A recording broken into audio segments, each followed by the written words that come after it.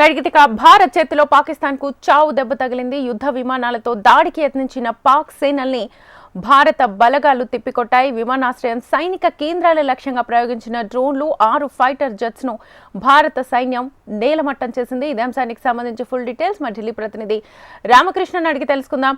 రామకృష్ణ, ఇప్పటికే కరాచీ పోర్టునైతే 80% ధ్వంసం చేసింది మన భారత సైన్యం. సో ఈ నేపథ్యంలో ఒకసారి కరాచీ పోర్టు చూస్తే 70% పెట్టుబడులు లేకపోతే ఎగుమతులు దిగుమతులు అక్కడి నుంచే జరుగుతాయి. ఆల్మోస్ట్ ఆర్థిక వ్యవస్థ కూడా మొత్తం స్టాక్ మార్కెట్స్ కూడా అక్కడే ఉంటాయి. సో ఇది ధ్వంసం చేస్తే పాకిస్తాన్ ఆర్థిక వ్యవస్థ చిన్నభిన్నమయ్యే ఛాన్స్ ఉంది. సో మొత్తంగా కొలాప్స్ అయినట్టేనా? ఇక చూసుకున్నట్టుగైతే గత రాత్రి నుంచి కంటిన్యూస్ గా ఈ యుద్ధం జరుగుతుంది. మరి ఎటువంటి పరిస్థితుల్లో కూడా భారత ఆర్మీ ఎక్కడ తగ్గడం లేదు. కరాచీ ఎయిర్పోర్ట్ ని ఐఎన్ఎస్ విక్రాంత్ నుంచి నేరుగా కరాచీ ఎయిర్పోర్ట్ ని టార్గెట్ చేయడం జరిగింది. కరాచీ ఎయిర్పోర్ట్ లో దాదాపుగా 10 నౌకలు ని టార్గెట్ పేల్చేశారు. మరి దాదాపుగా చూసుకున్నట్టుగైతే ఇప్పటికే 3 ఫైటర్ జెట్లను కూడా పేల్చేయడం జరిగింది. 2 పైలట్లను సజీవంగా పట్టుకున్నారు. మరి ఈ త్రివిధ దళాలు కూడా గట్టిగా పోరాడుతున్నాయి. ఇక పాకిస్తాన్ కి బుద్ధి వచ్చే విధంగా పాకిస్తాన్ లోని పలు ప్రాంతాలను కూడా భారత్ అధీనంలోకి తీసుకుంటుంది. ఎందుకంటే ఈ ఉగ్రవాదాన్ని పెంచి పోషించి ఉగ్రవాదులకు డబ్బు అలాగే ఆయుధాలు సరఫరా చేసి ఉగ్రవాదుల్ని భారత్ మీదకి వదులుతూ ఒక మారణకాండను సృష్టిస్తుంది ఈ పాకిస్తాన్. మరి ఈ నేపథ్యంలో ఇక పాకిస్తాన్ పై అష్ట దిగ్బంధనం చేసింది. భారతదేశంలో ఉన్నటువంటి అన్ని రకాలైనటువంటి మిసైల్స్ ని అలాగే అన్నిటిని ఉపయోగించి పాకిస్తాన్ లోని పలు ప్రాంతాలపై భారత్ ఉపయోగించింది. దీంతో పాకిస్తాన్ అష్ట దిగ్బంధనంలో ఉంది. చావు కేకలతో కొట్టుమిట్టాడుతుంది. మరి ఏమి దిక్కు తోచని పరిస్థితి ఏర్పడింది. పాకిస్తాన్ ప్రధానమంత్రి షహబాజ్ షరీఫ్ ను సురక్షిత ప్రాంతానికి తీసుకువెళ్ళిపోయారు. అక్కడ భారత్ కొన్ని బాంబులను పేల్చిన నేపథ్యంలో ఆయన నివాసం దగ్గరలోనే కొన్ని బాంబులు పడ్డాయి. ఈ నేపథ్యంలో ఆయన సురక్షిత ప్రాంతానికి తీసుకెళ్ళడం జరిగింది. ఇంకైతే ఇక తాజా పరిస్థితిపై ఇటు అమెరికా, చైనా, ఇక కొన్ని దేశాలన్నీ కూడా సౌదీ అరేబియా వంటి దేశాలు మధ్యవర్తిత్వం చేయడానికి, ఈ వార్ని నిలుపుదల చేయడానికి, శాంతియుతంగానే చర్చల ద్వారా సమస్యను పరిష్కరించుకోవడానికి అన్ని రకాల ప్రయత్నాలు అయితే చేస్తున్నారు. మరి ప్రస్తుతం అయితే పరిస్థితి అయితే చాలా ఉద్రిక్తంగానే ఉందని చెప్పాలా. భారతదేశంలోని కీలకమైన ప్రాంతాలను దాడులు చేసి ఇక్కడ మారణకాండ సృష్టించడానికి పాక్ చేసిన ప్రయత్నం తిప్పికొట్టారు. పాక్ ప్రయత్నం. మరి ఈ నేపథ్యంలో ఇక పాక్ తోక ముడిచాల్సిన పరిస్థితి ఏర్పడింది. దాదాపుగా పాక్ లోని అన్ని ప్రాంతాల్లో ఈ బాంబు దాడులు జరుగుతున్నాయి. మరి ఎటువంటి పరిస్థితుల్లో పాక్ ను వదిలేదు, పాక్ తగిన బుద్ధి చెప్తామని చెప్పేసి కూడా భారత్ చెప్తుంది. భారతదేశంలో అమలుపుదిలో ఉన్నటువంటి కీలకమైన వెపన్స్ అన్నింటిని కూడా బయటికి తీసి పాక్ మీద ప్రయోగిస్తున్నారు. మరి భారత సైన్యం గత రాత్రి నుంచి నిర్విరామంగా పాక్ పై యుద్ధం చేస్తూనే ఉంది. బాంబుల వర్షాన్ని కురిపిస్తూనే ఉంది. పాక్ లోని రావల్పిండి, కరాచీ, ఇస్లామాబాద్ సహా 9 ప్రాంతాల్లో బీభత్సమైన దాడులు జరుగుతూనే ఉన్నాయి. మరి భారత్ లోని చూసుకున్నట్లయితే పంజాబ్, రాజస్థాన్, జమ్మూ కాశ్మీర్ వంటి ప్రాంతాలను టార్గెట్ గా చేసుకుని పాక్ మిసైల్స్ కూడా వదులుతుంది. వాటన్నిటిని నిర్వీర్యం చేస్తుంది భారత్. ఇంకా దాంతో పాటు ఇలా మనం చూసుకున్నట్టుగైతే మాత్రం బటిండా, అటారీ, జైసల్మేర్ లో బటిండాలో డ్రోన్ శకలాలు కూడా స్వాధీనమయ్యాయి. అంటే ఈ విషయంలో అంటే ఈ కొన్ని ప్రాంతాలని టార్గెట్ చేసుకుని ముఖ్యంగా అమృతసర్ లోని స్వర్ణ దేవాలయము అలాగే ఎయిర్పోర్ట్లు, భారతదేశంలోని ఎయిర్పోర్ట్లు, టెంపుల్స్ ని వాటన్నిటిని కూడా టార్గెట్ గా చేసుకొని యుద్ధం చేస్తుంది పాకిస్తాన్. మరి ఈ నేపథ్యంలో వాటన్నిటిని కూడా ఏవైతే మిసైల్స్ వస్తున్నాయో వాటన్నిటి కూడా భారత భద్రతా దళాలు సమర్థవంతంగా తిప్పికొడుతున్నాయి. ఇక ప్రస్తుత పరిస్థితి చూసుకుంటే ఉద్రిక్తంగానే ఉందని చెప్పాలా. సరిహద్దు ప్రాంతాల్లోని ప్రజలందరినీ కూడా వాళ్ళని సురక్షిత ప్రాంతాలకు తరలిస్తున్నారు. ప్రజలు ఎవరు బయటికి రావద్దని చెప్తున్నారు. ఇక దేశ రాజధాని ఢిల్లీలో కూడా హై అలర్ట్ ని ప్రకటించారు. దేశ రాజధాని ఢిల్లీలో ప్రజలు కూడా ఎవరు బయటికి రావద్దని చెప్పేసి ఒక హై అలర్ట్ ని ప్రకటించడం జరిగింది. ఇక దీంతో పాటు ఇండియా గేట్, రెడ్ ఫోర్ట్ వంటి ప్రాంతాలకు భారీ భద్రతను ఇచ్చారు. వివిఐపీలకు కూడా భద్రతను భారీగా పెంచడం జరిగింది. మరి ఈ ఢిల్లీలో కూడా ఇటువంటి పరిస్థితుల్లో ఢిల్లీలో కూడా ప్రజలు బయటికి రావద్దు అంటూ కూడా హై అలర్ట్ ప్రకటించిన నేపథ్యంలో ఇక్కడ స్కూల్స్, కాలేజెస్ అన్నిటి కూడా సెలవులు ప్రకటించడం జరిగింది. ఇక ఆఫీసెస్ కూడా సెలవులు ప్రకటించారు. ఇంకా ఈ యుద్ధం అయితే హోరీగా జరుగుతుంది. పాకిస్తాన్ ని తుదముట్టించేందుకు భారత భద్రతా దళాలు శర వేగంతో దూసుకుపోతున్నాయి. భారతదేశంలో ఉన్నటువంటి అన్ని రకాల ఆయుధాలను కూడా పాక్ మీదకి భారత్ ప్రయోగిస్తుంది.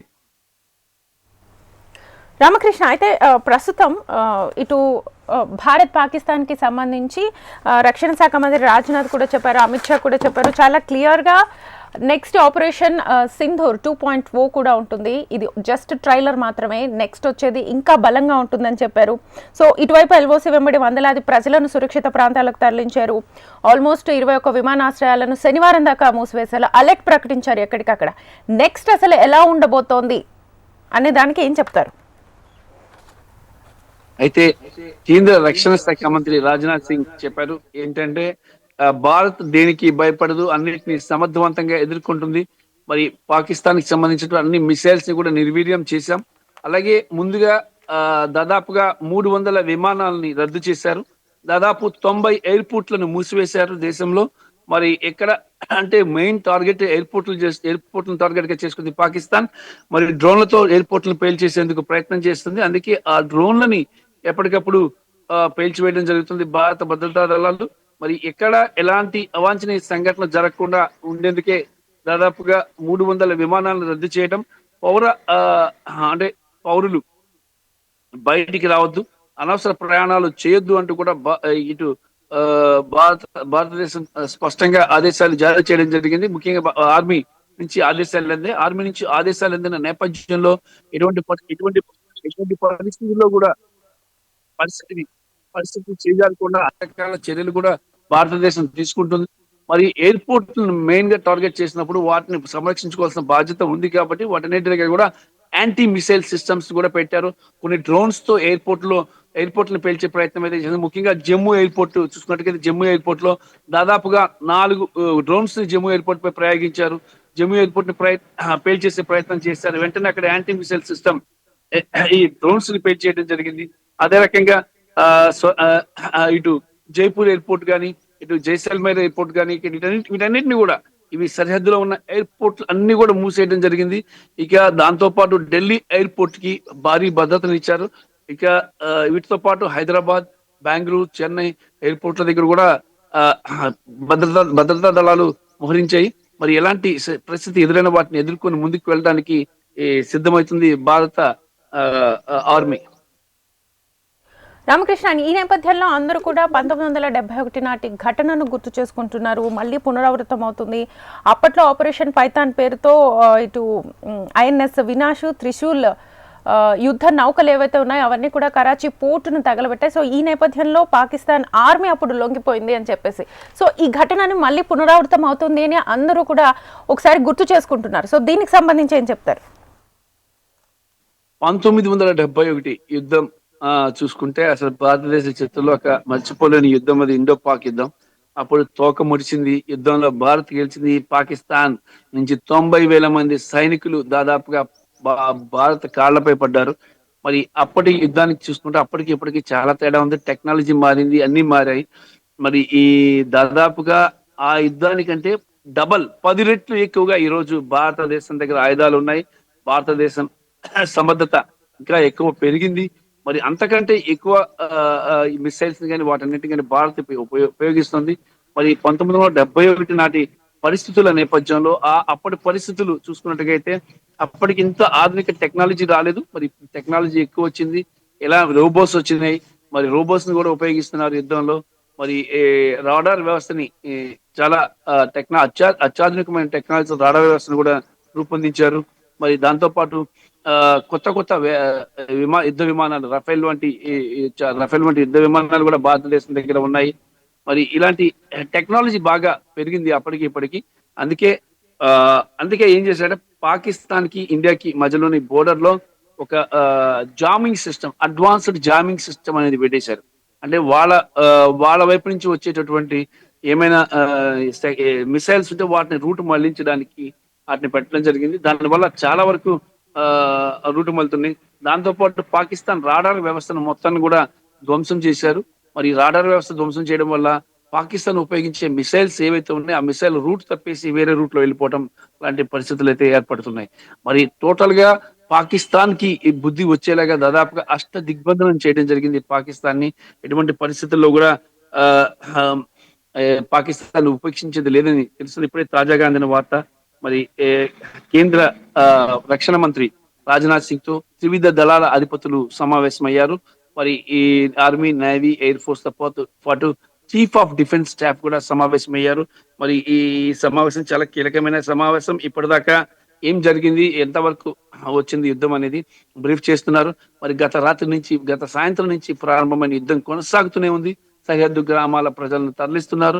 అలాగే సరిహద్దులు అందరికి కూడా మెడికల్ అంబులెన్స్లు అన్ని రెడీగా ఉంచారు.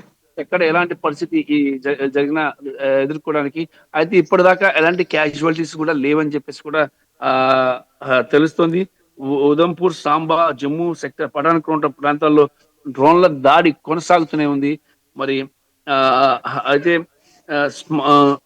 స్వార్మ్ డ్రోన్లతో దాడికి పాకిస్తాన్ చేస్తుంది, విఫల ప్రయత్నం చేస్తుంది. కానీ డ్రోన్లను భారత ఆర్మీ పేల్చివేస్తుంది.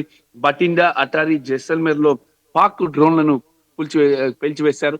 ఈ అంతా కూడా జరుగుతున్న రిపోర్ట్ అంతా కూడా ఎప్పటికప్పుడు ప్రధానమంత్రి కూడా వాచ్ చేస్తున్నారు, యుద్ధాన్ని చూస్తున్నారు ప్రధానమంత్రి నరేంద్ర మోడీ.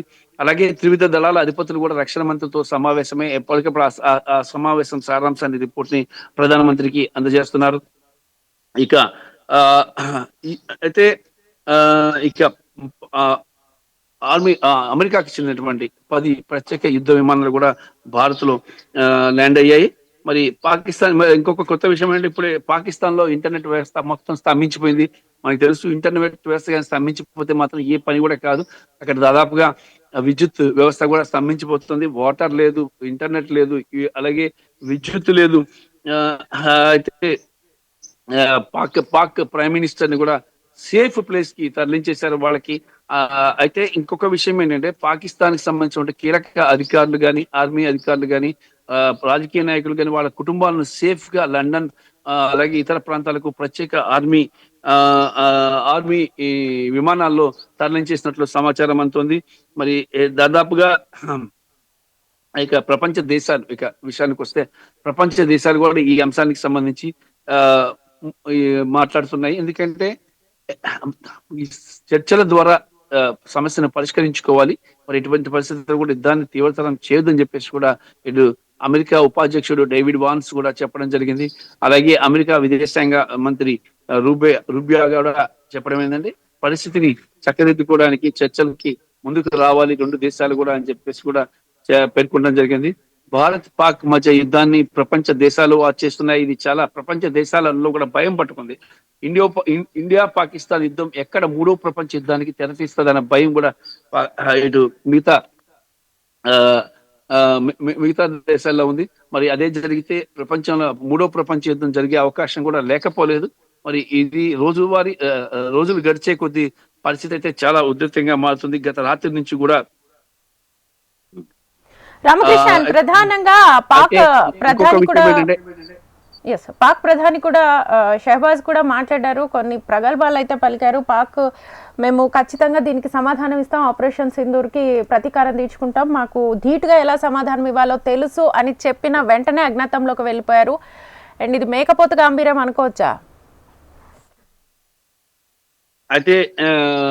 అయితే పాకిస్తాన్ ప్రధానమంత్రి షహబాజ్ కూడా చాలా అంటే అక్కడ జరిగినటువంటి ఉగ్రదాడి భారత్ లో జరిగింది, భారతదేశం విక్టిమ్.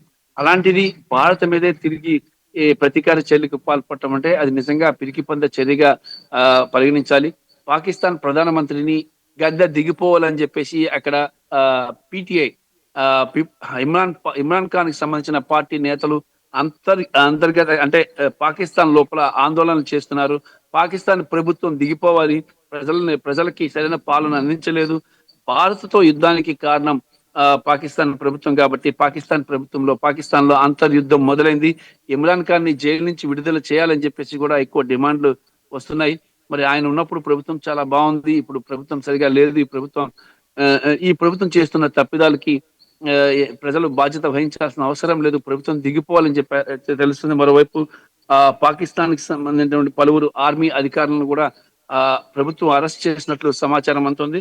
మరి ఆ బలూచిస్తాన్ కెట్వాను స్వాధీనం చేసుకుంది బలూచిస్తాన్. మరి దాదాపుగా మరోవైపు పాక్ కి ఇంకొక అంశం ఏంటంటే ఈ ఈ ఈ బలూచిస్తాన్ లిబరేషన్ ఆర్మీ బిఎల్ఏ, ఈ లిబరేషన్ ఆర్మీ కూడా పాక్ కి ఆ, పక్కలో బల్లెంలా తయారైంది.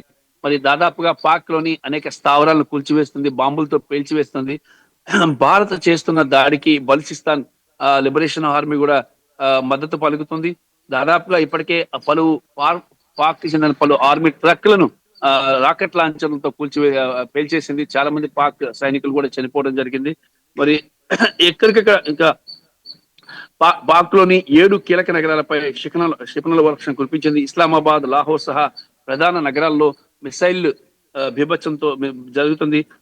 అయితే పాకిస్తాన్ ఆర్మీ చీఫ్ అలాగే పాక్ పిఎం ఇద్దరు కూడా ఈ ఆ, దాదాపుగా పారిపోయారు అని చెప్పి తెలుస్తుంది. అయితే ఆ, ఆ, అంటే ఒక రకంగా యుద్ధాన్ని చేయలేకపోతున్నారు, ప్రజలు గమనించేశారు. ఇక దీంతో పాకిస్తాన్ ప్రధాని గద్దె దిగిపోవాలని చెప్పి ఆ పాక్ ప్రజలే కోరుతున్నారు. అంతర్యుద్ధం ప్రారంభం అయిపోయింది. బయట నుంచి పాకిస్తాన్ ని తుదముట్టిస్తానికి అష్ట దిగ్బంధనం చేసింది భారత్.